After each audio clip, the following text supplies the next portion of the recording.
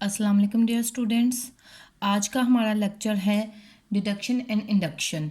और हमने last lecture में ये पढ़ा था कि एक आर्ग्यूमेंट दो चीज़ों से मिलके बनता है, जिसमें एक प्रेमिसेस होता है और एक कंक्लूजन होता है, और कोई ऐसा पैसेज जिसके बारे में हम ये कह सकें कि इसमें आर्ग्यूमेंट मौजूद है। तो उसके लिए ज़रूरी है कि वो दो बेसिक रिक्वायरमेंट्स को पूरा करे। First was the factual claim and the second was the inferential claim. Factual claim के बारे में हमने पढ़ा कि फैक्चुअल क्लेम के बारे में हमने ये पढ़ा कि उसका जो एक्चुअली क्लेम दुरुस्त है या नहीं, ये हमारी लॉजिक की डोमेन से बाहर है। ताहम हमारा जो सेकंड है इन्फ्रेंशियल क्लेम, इसको हम डिडक्ट कर सकते हैं, इसलिए हमारा मेन फोकस हमारा जो है वो इन्फ्रेंशियल क्लेम पर है। ये कल वाले यानी कि लास्ट लेक्चर में पढ़ा था। और आज का हमारा है कि every argument involve an inferential claim. और इन्फ्रेंशियल क्लेम क्या है? The claim that the conclusion is suppose to follow from the premises. Inferential claim ये कहता है कि एक आर्ग्यूमेंट में जो प्रीमिसेस हैं, कंक्लूजन को उनके मुताबिक चलना चाहिए, मतलब कि नतीजे को हमारे प्रीमिसेस को फॉलो करना चाहिए। अगर ऐसा होता है तब हम एक हमारे पैसेज में या हमारे पीस ऑफ राइटिंग में आर्ग्यूमेंट मौजूद है। लेकिन जो नेक्स्ट कंसर्न हमारा आ जाता है वो ये है कि what is the strength of this claim, यानी कि जो क्लेम है इन्फ्रेंशियल क्लेम, ये किस हद तक स्ट्रॉन्ग है। इसका मतलब है कि just how strongly is conclusion claim to follow from the premises. किस हद तक हमारा जो नतीजा है वो हमारी प्रेमिसेस के मुताबिक है। If the conclusion is claim to follow with strict certainty और necessity, the argument is said to be deductive.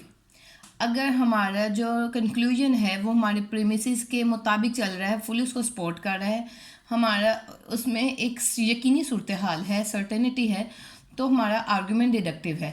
लेकिन अगर हमारा जो नतीजा है, जो कंक्लूजन है, वो हमारे प्रीमिसेस को मुमकिना तौर पर सपोर्ट कर रहा है, उसमें चांसेस हैं, वो प्रोबेबली आ जाता है, तो हमारा आर्ग्यूमेंट जो है वो इंडक्टिव है। अगर इस बात को हम पीस एकेडमी के तौर पर देखा है तो stated more precisely, the deductive argument is an argument incorporating the claim that is impossible for the conclusion to be false given that the premises are true. ये इसकी सही डेफिनेशन है, जो इसकी प्रिसाइज डेफिनेशन है। अगर आपको डिडक्टिव आर्ग्यूमेंट को डिफाइन करना है तो जो इसके लिए साइंटिफिक वर्ड यूज होंगे वो यही है। द डिडक्टिव आर्ग्यूमेंट एक ऐसा आर्ग्यूमेंट है that is impossible for the conclusion, जिसमें कंक्लूजन के लिए नामुमकिन हो जाए टू बी फॉल्स, कि वो गलत हो, गिवन दैट शर्त ये हो कि प्रीमिसेस आर ट्रू, कि अगर हमारे प्रीमिसेस ट्रू हैं तो ये नामुमकिन है कि हमारा नतीजा गलत हो। और deductive arguments are those that involve necessary reasoning. Deductive arguments ऐसे आर्ग्यूमेंट्स होते हैं जिनमें नेसेसरी रीजनिंग इस्तेमाल की जाती है, जबकि inductive argument is an argument incorporating the claim that is improbable that the conclusion be false given that the premises are true। ये डेफिनेशन इंडक्टिव की डिडक्टिव से मिलती है। सिर्फ फ़र्क इतना सा है कि इंडक्टिव आर्गूमेंट में it is improbable for the claim, जबकि डिडक्टिव में इम्पॉसिबल था। यहाँ पे इम्प्रोबेबल आ जाएगा, that the conclusion be false. बाकी डेफिनेशन सारी वही है, यानी कि उसमें यकीनी सूरत हाल है, वहाँ पे नामुमकिन है कि नतीजा गलत होगा, जबकि इंडक्टिव आर्ग्यूमेंट में ये थोड़ा सा चांस आ सकता है कि वो गलत हो सकता है। द इंडक्टिव आर्ग्यूमेंट में it is improbable for the conclusion be false given that the premises are true. और इंडक्टिव आर्ग्यूमेंट्स में प्रोबेबिलिस्टिक रीजनिंग इस्तेमाल की जाती है, जबकि डिडक्टिव आर्ग्यूमेंट में मैंने आपको बताया कि हम नेसेसरी रीजनिंग को इस्तेमाल करते हैं। तो नेक्स्ट है कि recognition of inductive and deductive argument. हम अगर एक आर्गूमेंट गिवन है तो हम कैसे पहचान सकते हैं कि एक आर्गूमेंट इंडक्टिव है या डिडक्टिव, क्योंकि आर्गूमेंट्स अगर डिडक्टिव हों तो इसका डिफरेंट ट्रीटमेंट होता है, उस पर मुख्तलिफ एनालिसिस किए जाते हैं, नेक्स्ट स्टेप्स लिए जाते हैं। तो सबसे पहला काम जो है कि हमने वो इंडक्टिव और डिडक्टिव आर्गूमेंट्स को अलग अलग करना है। तो कुछ ऐसी चीज़ें होती हैं, कुछ अच्छे फीचर्स हैं आर्गूमेंट के, जिन पर अगर हम गौर करें तो हमें ये पता चल सकता है कि आर्ग्यूमेंट इंडक्टिव है या डिडक्टिव। तो जो फर्स्ट थिंग है the occurrence of special indicator words. ठीक है, हम एक आर्गूमेंट को उसमें मौजूद इंडिकेटर वर्ड्स की मदद से पहचान सकते हैं कि वो आइदर इंडक्टिव है या डिडक्टिव है।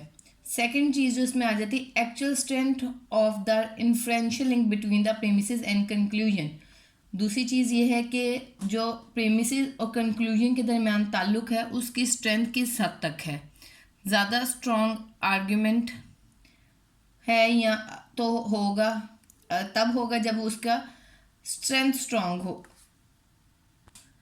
And the second thing is the actual strength of inferential link between premises and conclusion।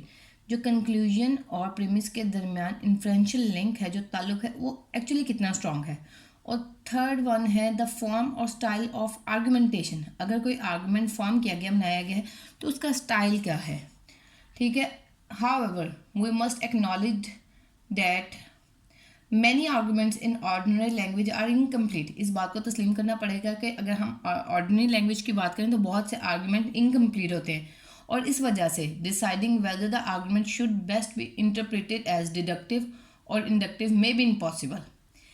हम जब रूटीन में अपनी आम ज़ुबान में बात करें तो बहुत से आर्गूमेंट इनकम्प्लीट होते हैं, और इस वजह से हम इस बात को, हमारे लिए मुश्किल हो जाता है इस बात को जज करना कि हमारा आर्गूमेंट को हम बेस्ट कैसे इंटरप्रेट करें, उसको डिडक्टिव के तौर पर इंटरप्रेट करें या इंडक्टिव के तौर पर।